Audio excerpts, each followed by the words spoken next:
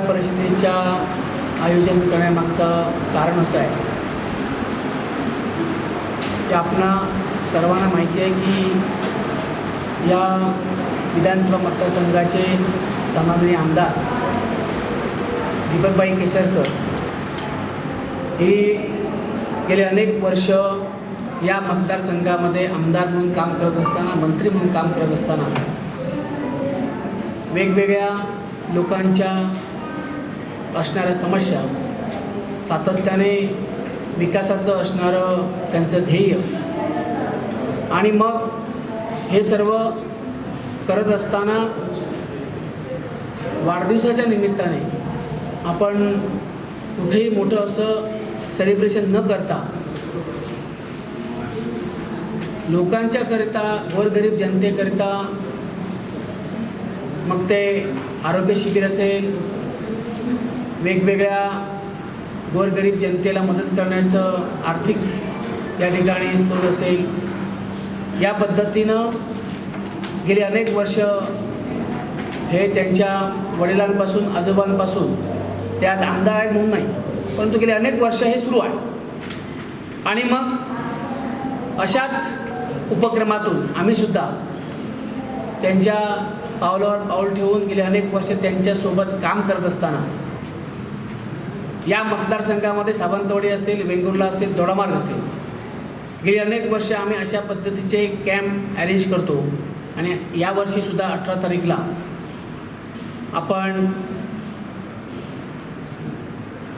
ग्रामीण रुग्णालय उपजिल्हा रुग्णालय वेंगुर्ला येथे हा कॅम्प आपण घेणार आहोत. याच्याकरिता उपजिल्हा रुग्णालयाचे वैद्यकीय अधिकारी असतील, तालुका वैद्यकीय अधिकारी असतील, सर्व जी टीम आहे तालुक्याची, जिल्ह्याची, या सर्वांनी या उपक्रमाला मोठ्या प्रमाणामध्ये या ठिकाणी पाठिंबा दिलेला आहे.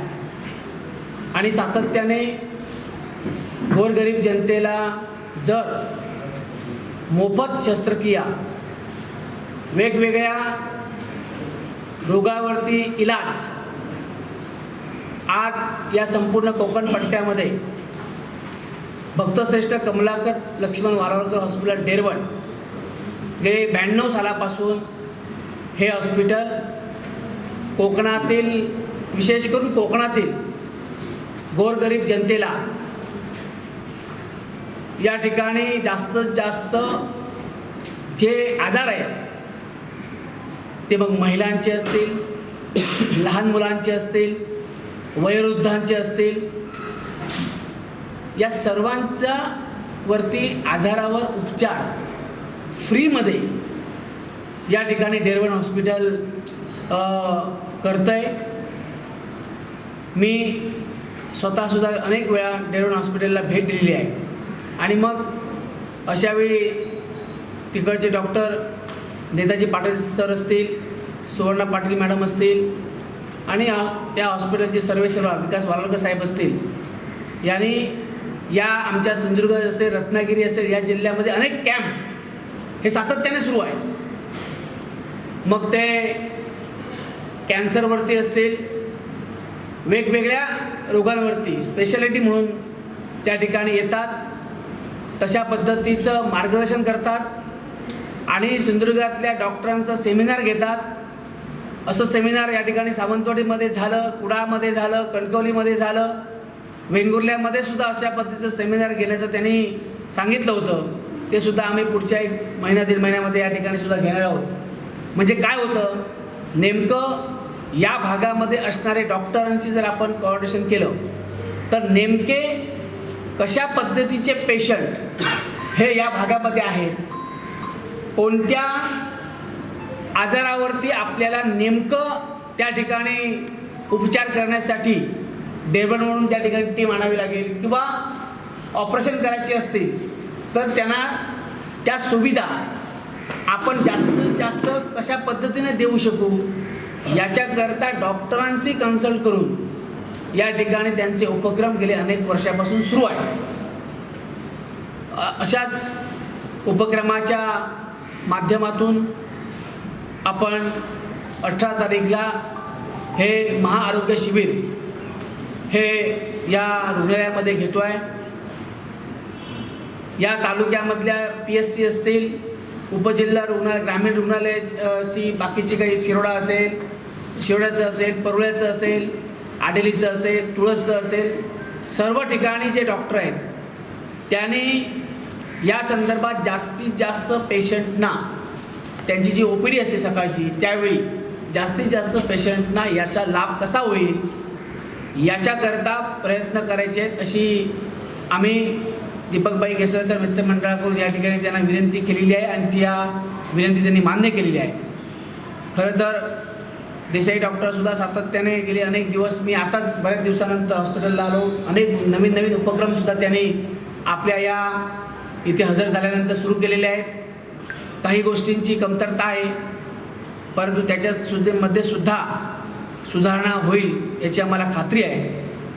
आज या रुग्णालयाचे कोऑर्डिनेटर म्हणजे ज्यावेळी एखादं अशा पद्धतीचं आपण जर शिबिर घेत असू तर नेमकं त्या शिबिराकरता कशा पद्धतीची रचना असली पाहिजे, कोणते कोणते डॉक्टर त्या ठिकाणी येणार आहेत, त्यांच्यावर उपचार करत असताना आपण त्यांना कशा पद्धतीनं वेगवेगळ्या रूम्समध्ये आपण त्यांची प्रत्येक ठिकाणी कशी रचना करणार आहोत आणि प्रत्येकाला आपण कसं त्या ठिकाणी पेशंटना तपासण्यासाठी याच्यासाठी माहिती देण्यासाठी या ठिकाणी डॉक्टर त्यांचे सचिन धुमाळ म्हणून जे सातत्याने गेली अनेक वर्ष डेरवण हॉस्पिटलला काम करतात। यापूर्वीसुद्धा जेव्हा मी इथे कॅम्प घेतला होता त्यावेळीसुद्धा धुमाळ सर या ठिकाणी आले होते। आता ते मुद्दाम डेरवणहून सकाळी निघून आज कोकणकडून या ठिकाणी आले।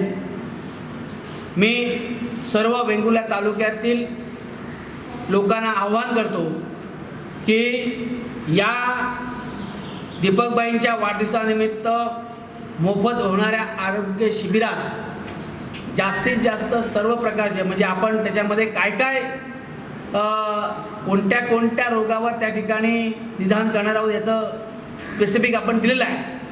मग त्या अनुषंगाने सर्व या तालुक्यातील रुग्णांनी याचा लाभ घ्यावा असं मी या निमित्ताने सांगतो।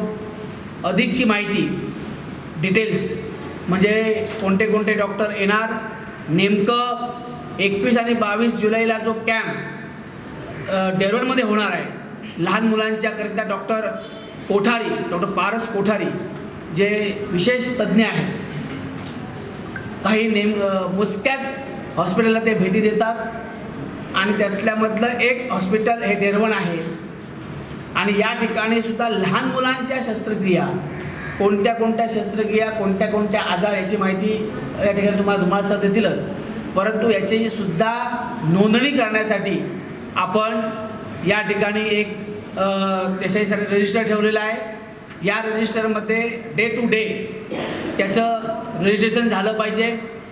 या 21 आणि 22 जुलैच्या होणाऱ्या कॅम्पसाठी जर का जास्त प्रमाणामध्ये पेशंट आले तर त्यांना मोफत आपण डेरवणला पाठवण्याची सुद्धा गाडीची व्यवस्था करणार आहोत। परंतु 4-5 पेशंट असले तर ते 10 पेशंट ते शक्य होणार नाही, परंतु जर जास्त प्रमाणामध्ये जर पेशंट आले तर आपण त्यांना गाडी करून व डेरवण हॉस्पिटलला सुद्धा पोचून त्या ठिकाणी त्यांची व्यवस्थितरित्या तपासणी केल्यानंतर नेमकं ऑपरेशन कोणाचं करायचं आहे किंवा काही दिवसामध्ये ऑपरेशन करावं लागेल अशा पद्धतीचं जे काय निदान त्या ठिकाणी नक्की केलं जाईल आणि त्यानंतर त्यांना वेगवेगळे दिवस दिले जातील ऑपरेशनचे।